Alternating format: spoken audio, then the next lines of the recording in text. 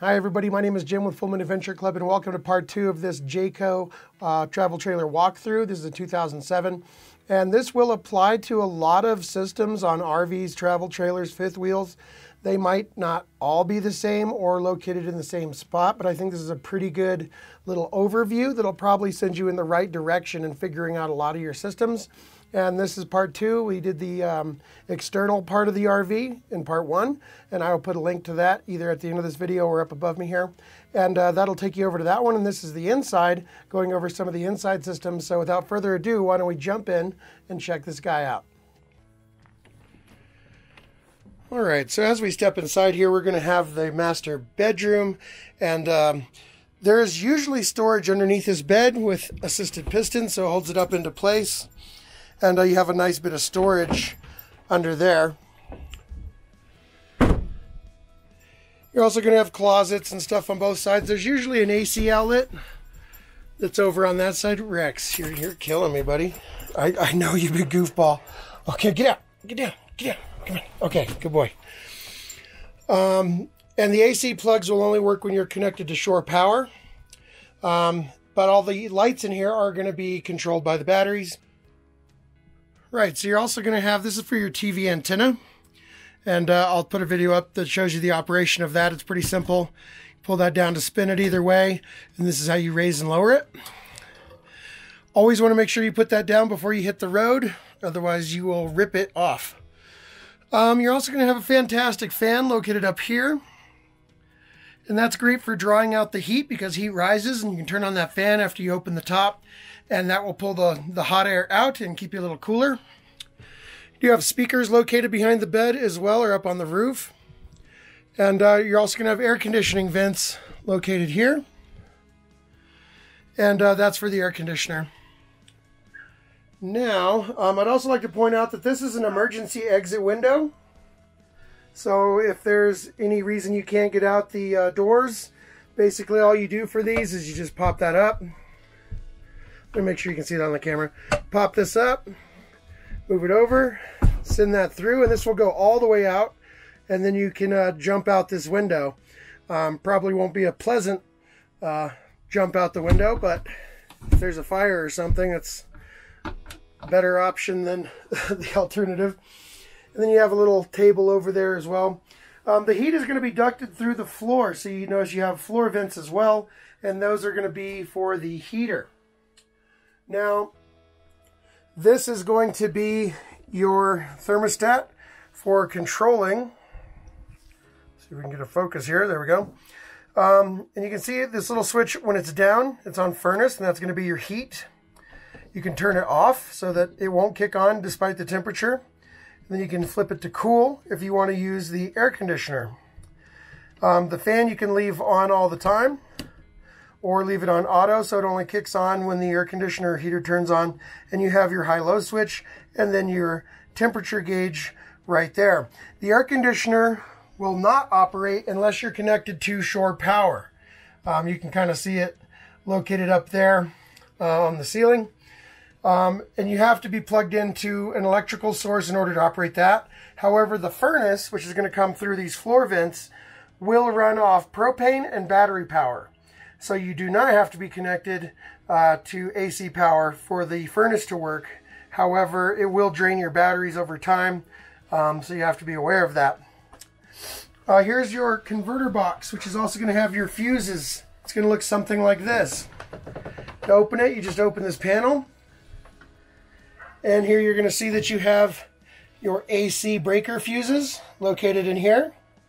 And you can turn off things that these are labeled as a general microwave, water heater, GFI plugs, and your air conditioner down below. Off to the right with these DC fuses, that's going to be in case, you know, maybe a light or something blows or something like that. You're going to want to check these fuses. And this is a cool unit because it actually has these red LEDs on the right. And if you blow a fuse, they will light up. So that's a really handy feature, which makes it a lot easier to diagnose which fuse is out. And you can see you have a little list down here of what those are going to go to. Your stereo, your lights, refrigerator, furnace, water pump, stuff like that, and all of that stuff. You're also going to have your monitor fans and your detectors, like this detector here, which is usually a propane and carbon monoxide detector. But you're going to definitely want to make sure you check that every once in a while. Those are important. And that's where that particular one is located. Now coming up here to the refrigerator, these are fairly simple. The way these work, you have an on-off switch located here. And once you turn that on, it's going to, if you have this button depressed, it's on auto. And so it will automatically search for AC power. And if there is some, it will run off AC power. If there is not AC power, it will run off gas. If you want it just to run off gas, you unclick the button and now it's only going to run off gas no matter what. And that's pretty simple. That's the way that functions. And there's not much else to it, really. Coming back, let's jump into the bathroom for a second. You can see you have your toilet down below. You have a little shower tub basin there. Pretty simple. The shower operates just like you think it would. Has a little accordion door you can pull shut so you don't get water everywhere. And as far as the toilet operation is concerned, this particular toilet has a flush in the back. It's a handle, and you go halfway to fill it with water and the rest of the way to actually dump the contents into the black tank. You're going to have normal light operations up here, a little fan, also an AC outlet in there as well, and GFCI outlet on the wall. Okay, and then if you look up top, you can see we do have your smoke detectors and carbon monoxide detectors and stuff like that, which are definitely good to have, and you should always check those. Now, somewhere in your RV, you're going to have one of these. And the way this operates, this is like the monitor panel for your entire RV. Now, if you hit the gray button, it's going to show the fluid tank level for your gray tank, which is your shower and your sinks and stuff like that. The black tank, which should be showing empty right now, but maybe they used it, is going to show your black tank, which is the toilet water. You have empty, 1/3, 2/3 full. And that's going to help you know when you need to dump those and all that good stuff. You also have fresh water, which is going to show the level in your freshwater tank. And then your battery gauge. And so you can see we have nice full batteries there. This is a pretty simple system, really. It's going to work. I've used it for years, but if you do a lot of dry camping, you'll probably want to upgrade this system to something that actually shows a more accurate percentage so you can better take care of your batteries. Because remember, you don't want to drain your batteries below 50% if they're lead acid batteries, because that'll start to do damage over time. Now, this is your water pump. You can actually hear it in the background. And so if you're connected to the city water connection that I showed you outside, where you're hooked into a hose at a house or in an RV park, you do not need the water pump on. It's pressurized by the hose you're connected to. If you're out camping in the woods and you're not connected to a hose and you want to use your fresh water tank supply, that will have to be on, and you just turn it on and leave it on. It should pressure up and then stay. It'll stop on its own and automatically turn on when the pressure drops. And so that's where your water pump is. Up above that is your water heater. And I'm not going to flip this because if you remember, I gave you a strong caution. If you hit this and you don't have your water tank full of water, you can do damage to it very quickly. Now, with an automatic setup like this, when you turn this on and you're connected to electrical power, an outside electrical source, it will use the electric heating element. And it'll burn out if you don't have that full of water. So make sure you do this after you filled your water heater. And if you're not connected to electrical power, it's going to automatically switch over and run off of gas. Okay, so that's where that is. Make sure you have water in your tank before you use it. Now, moving around, you're going to have your stereo here. And these are, I'm not going to go too into that. You know, you'll figure out your own stereo, and they're going to operate the speakers located throughout the RV. You have a spot for a TV, stuff like that. Let's talk about the microwave in here. Now you can see this is powered on because I have it connected to my little box outside, so it's acting like an outside power source. and it'll work just fine. But if you are not connected to electrical and you don't have an inverter installed, this will not run off the batteries. Now for your stove, this is a gas stove. There's nothing electrical about it. As long as you have propane, you can operate this, but you're going to need to manually light all these burners with a long grill lighter. So you just basically turn these onto light, and then you would light that with a lighter or a long match. Now for the oven, you can see it's right here. You can turn that and it's going to say pilot on, pilot light.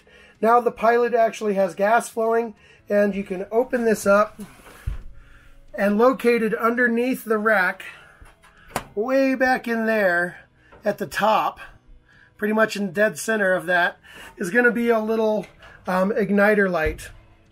And you're going to light that pilot, and once it's lit and it stays lit for about 30 seconds, then you can move this to turn on the oven.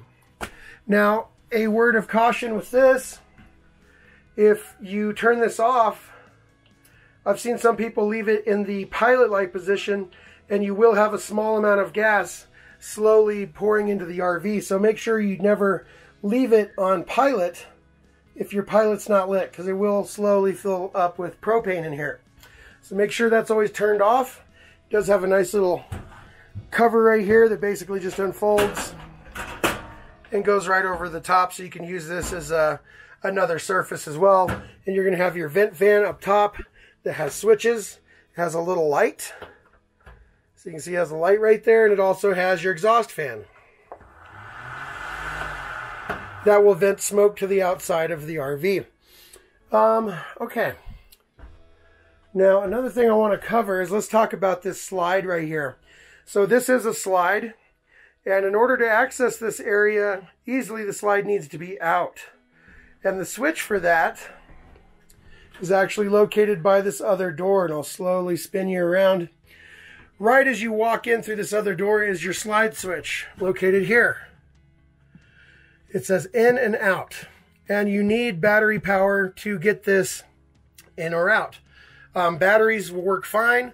If your batteries are dead, you can plug it into AC power, or you can connect it to your truck that you use to pull this guy, and that will probably give you enough power to get that in and out in a jam. So you just hold it, and you can see over here, that guy's going to move on in. We're not going to bring that all the way in though, but you will know that it is in the full position when you hear this clicking sound. So as I push it out, we're going to take it fully out.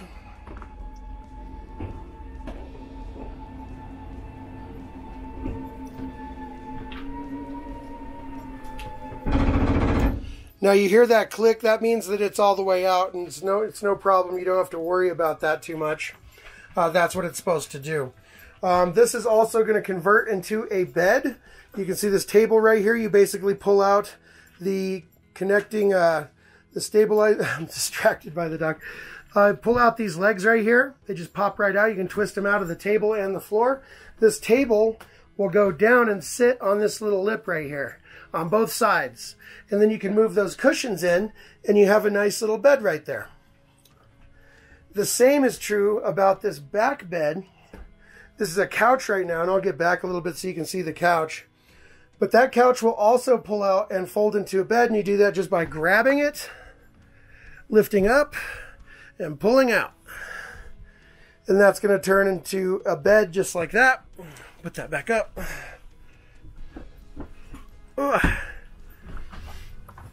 And this is actually the rod that you use to pull out your manual awning, but you can check that out in the other video.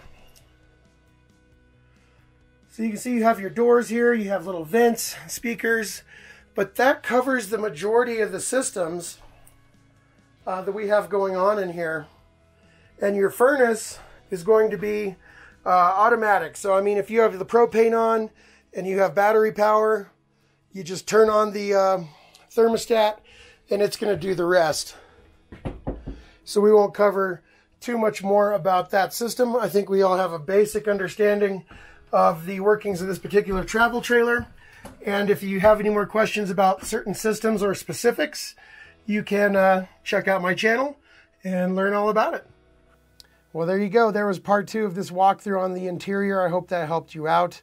I will put a large list of accessories down below that is a first-timer or a beginning RVer you might need at one point or another, so you might want to check out those links down below in the description. And I think that about wraps it up. I hope you found this helpful. If you did, please like, share, subscribe. That really helps me out. And until the next video, thanks so much for watching, and happy camping.